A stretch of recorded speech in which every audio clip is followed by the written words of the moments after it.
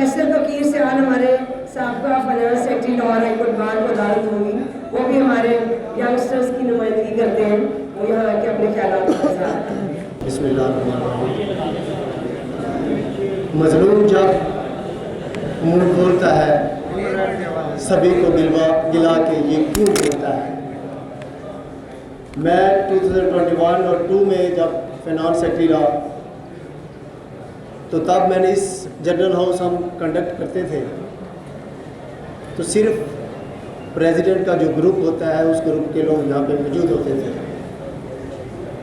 फिर रजीम चेंज हुई, दूसरे ग्रुप का प्रेसिडेंट इलेक्ट हुआ, फिर वो ग्रुप के लोग यहाँ पे मौजूद होते थे और आज फिर रजीम चेंज हुई और दूसरे ग्रुप के लोग आ गए।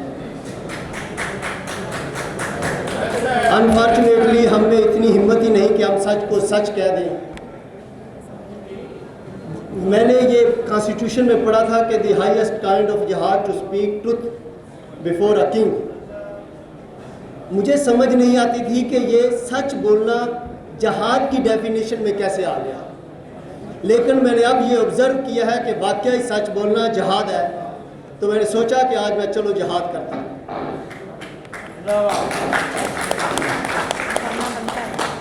देखें 2007 की जब मूवमेंट चली थी वो हम कामयाब हुए और उसके बाद सुप्रीम कोर्ट का डिसीजन आया, एक्स प्राइम मिनिस्टर को डिसक्वालीफाई किया गया, गिलानी साहब को किया गया, नवाज शरीफ साहब को किया गया।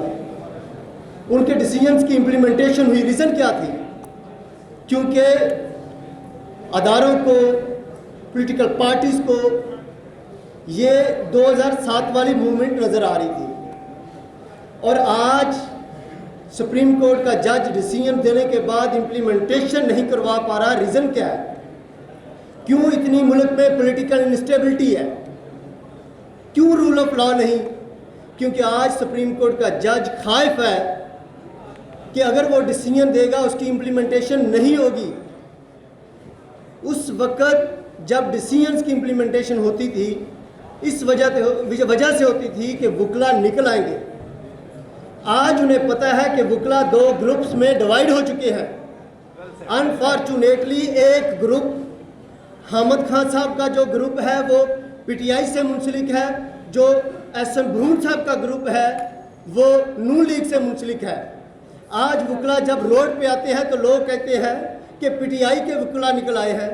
कल को जब रजीम चेंज होगी इसी तरह जबर होगा, वकला बाहर आएंगे तो लोग ये कहेंगे कि ये नून लीग के वकला है। अब ये कॉन्सेप्ट इन बड़ों ने ये कॉन्सेप्ट ख़त्म कर दिया है कि वकला बरादरी निकल आई है।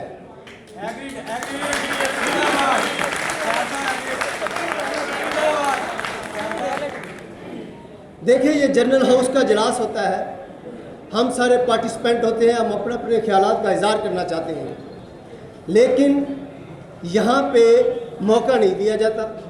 चंद लोग आते हैं, वो तकरीर करते हैं और चले जाते हैं। जब हम लोग कहते हैं कि आओ जी हम लोग मार्च के लिए निकलते हैं तो क्योंकि उनकी हम कंसेंट ही नहीं लेते वो हमारे साथ निकलते ही नहीं है। यही माशाल्लाह जो मौजूदा प्रेसिडेंट है 7000 से अब वोट उन्होंने लिए हैं, लेकिन उनकी कॉल पे अनफॉर्चुनेटली 7000 लोग क्यों बाहर नहीं निकलते?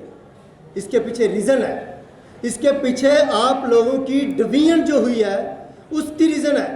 देखिए ये 300-400 लोग एक ग्रुप के हैं, जब वो ग्रुप फॉर एग्जांपल अभी नून लेके आए 300-400 लोग उन्होंने अप्लाइज किया, किसी को असिस्टेंट एडवोकेट जनरल और जो भी एडवाइजरी दी।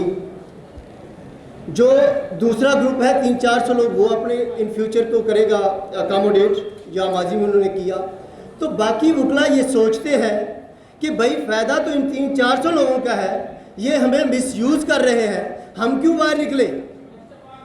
ये अनफॉर्चुनेट सिचुएशन है। अगर आप चाहते हैं कि आप मूवमेंट चलाना चाहते हैं, मैं रबिया बाजवा साहब की तकरीरें सुनता हूँ, अगर आप बाहर निकलना चाहते हैं, अगर आप कॉन्स्टिट्यूशन के लिए जाना चाहते हैं, कॉन्स्टिट्यूशन की सुपरमेसी चाहते हैं, तो ये जवेद ऑडिटोरियम हॉल है, आप इसमें चले जाएं, दोनों ग्रुप को बुलाएं, दोनों ग्रुप के प्रेसिडेंट को बुलाएं, वो अपना अपना वहाँ पे स्टांस दें, उसके बाद एक रेजोल्यूशन पास हो, फिर तारीख का आगाज़ हो, फिर हम देखें कि ये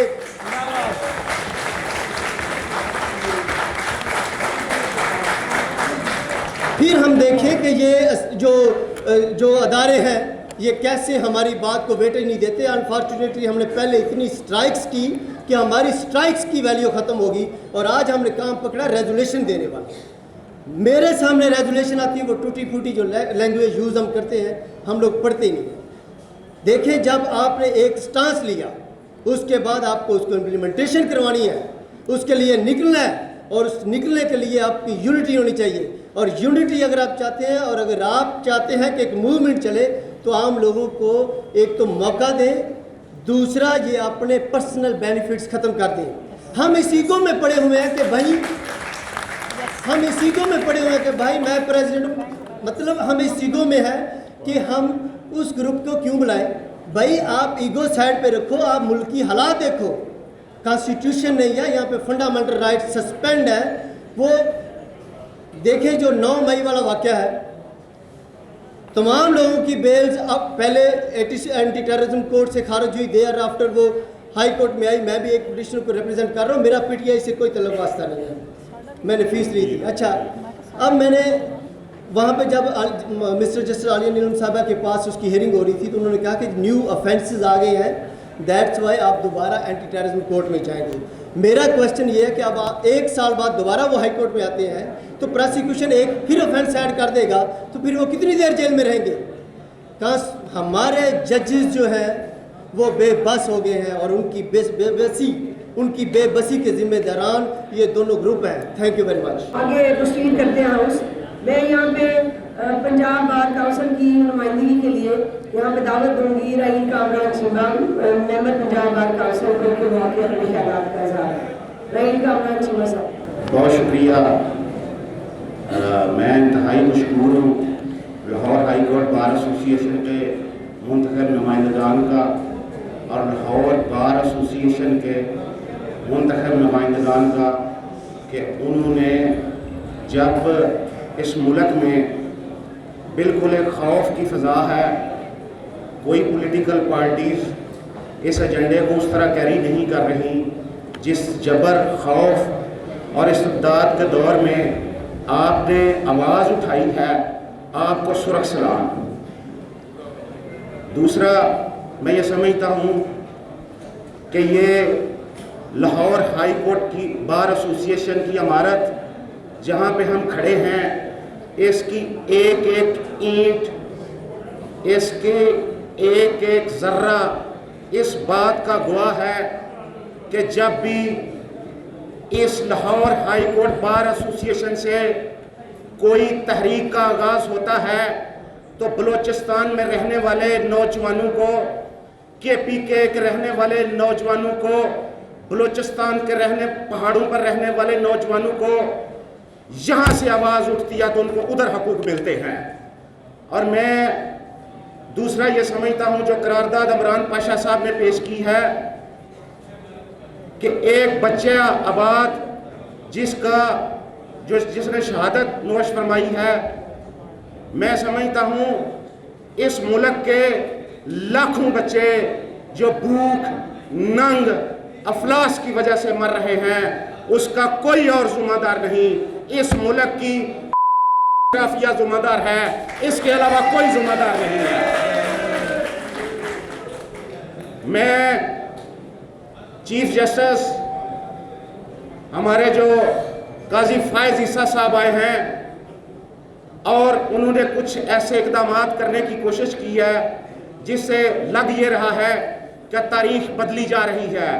लेकिन चीफ साहब, हमारे वकला का यह मुतालबा है, आपकी जानबदारी हमें उस वक़्त नज़र आएगी जब सुप्रीम कोर्ट में हज़ारों मिसिंग पर्सन्स का केस आप उठाएंगे और इन को यहाँ पर अदालतों में बुलाएंगे। उस वक़्त समझेंगे कि आप जानबदारी का मुजाहरा कर रहे हैं।